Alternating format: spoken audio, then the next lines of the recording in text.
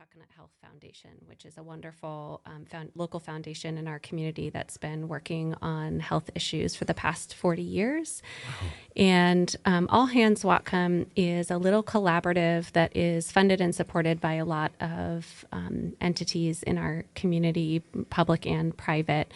And it was formed about a year ago now to help bring community together around the issue of the opioid and fentanyl crisis that is really causing some devastation here in our local community as well as regionally and nationally. So All Hands Whatcom is really focused on bringing our local community together to learn together, to connect with one another, to foster healing, and to really think about if we want to see an end to the devastation of this particular crisis, what is it that we need to do? And I think there's a lot that we need to do. There's a lot that we need to innovate and think about differently. This is a crisis unlike we've seen before, and is really going to take all hands for us to come together and make the progress that we all want to see. Thus the name All Hands Whatcom. Yes. Wow. And so your work with All Hands Whatcom, you must then network with lots of people in the community, right? Yeah, for sure. Yeah. Can you talk about that a little bit? Yeah. I mean, All Hands Whatcom is really, we just think of ourselves as like we're the convener. So we want to create spaces for community members to come together, for groups and individuals, for those with lived experience, family members, those impacted by substance use disorder, and particularly by this opioid crisis, to really think about what are the innovative strategies to making a difference. And so, as I said, we work with public and private partnerships. There's a long list of sponsors that support those events and make it possible for us to do those things for free. For example, we have our 2024 All Hands Whatcom Opioid Summit is at the end of June. It's Tuesday, Wednesday, June 25 and 26. I hope those dates are right. And it is hosted again this year at Bellingham High School. Last year, we welcomed over 300 community members and those involved within the system, service providers, elected officials, legislators, funders, and really came together to think about what is it that we have to do in this community to make a difference. So we've got lots of good brains in the room to think about what is needed from across the continuum, from prevention. We really want to see more prevention efforts all the way to crisis response itself. This year, the Opioid Summit in June is focused on youth and what is it that we need to do to create systems and a community where our young people thrive and are responded to in a way that can keep them out of some of that devastation around substance use disorder. Wow, thank you. That's a very clear answer. Thank you so much. Emily, please describe a little bit what community or why community is important to you. Well, community is really everything. I think this is, there's a lot of challenges facing our local community, facing the world. And I think that can sometimes feel really overwhelming.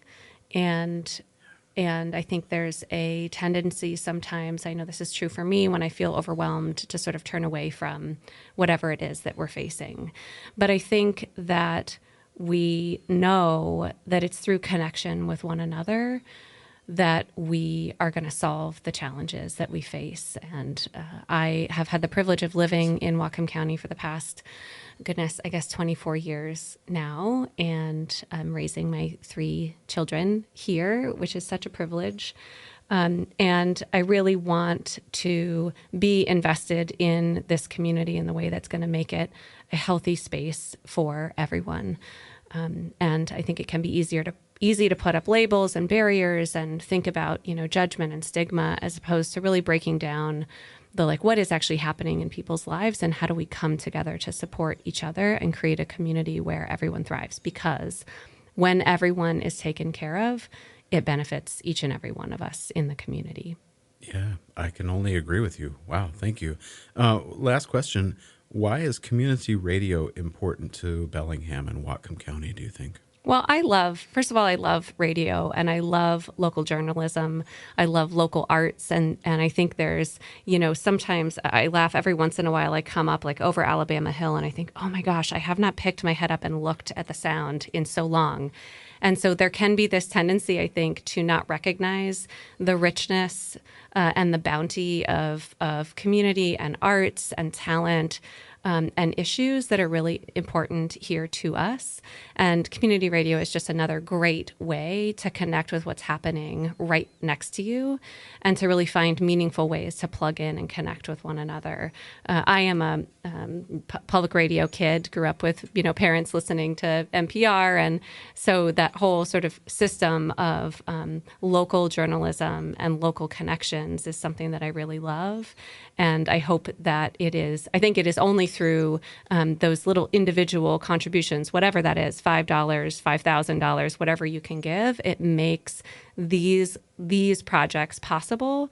And it's so important for us to have local information that is really about our community and what's happening here so that we can connect with each other and plug in ways that help build the community to the vision that we all want to see.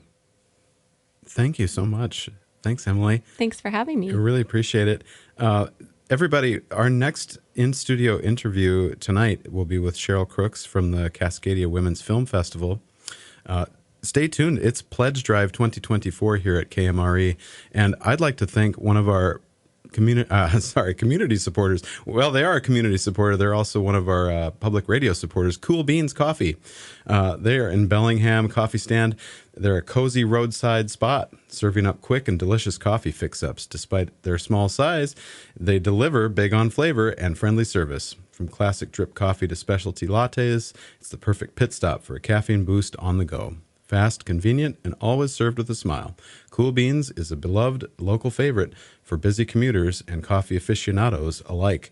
It's Pledge Drive 2024. That number is 36039866150. You can also pledge online. It's kmre.org.